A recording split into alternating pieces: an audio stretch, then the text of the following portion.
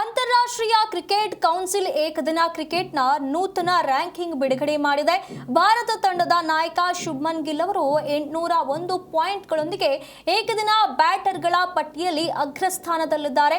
West Indies ವಿರುದ್ಧದ ಸರಣಿಯಿಂದ ಹೊರಗುಳಿದಿದ್ದ ನ್ಯೂಜಿಲೆಂಡ್ನ Daryl Michel ಅಗ್ರಸ್ಥಾನದಿಂದ ಕೆಳಗಿಳಿದಿದ್ದು ಎರಡನೇ ಸ್ಥಾನಕ್ಕೆ ಕುಸಿತ ಕಂಡಿದ್ದಾರೆ.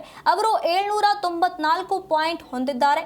ಭಾರತ ತಂಡದ ಅನುಭವಿ ಆಟಗಾರರಾದ ವಿರಾಟ್ ಕೊಹ್ಲಿ ಹಾಗೂ ರೋಹಿತ್ ಶರ್ಮಾ ಈ ಒಂದು ಕ್ರಮವಾಗಿ 3 ಮತ್ತು 4ನೇ ಸ್ಥಾನದಲ್ಲಿದ್ದಾರೆ.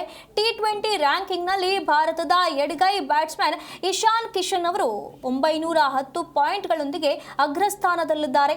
ಅಭಿಷೇಕ್ ಶರ್ಮಾ 3 ಹಾಗೆ ತಿಲಕ್ ವರ್ಮಾ 6 ಮತ್ತು ಟಿ20 ನಾಯಕ ಶ್ರೇಯಸ್ ಅಯ್ಯರ್ 24ನೇ ಸ್ಥಾನದಲ್ಲಿದ್ದಾರೆ.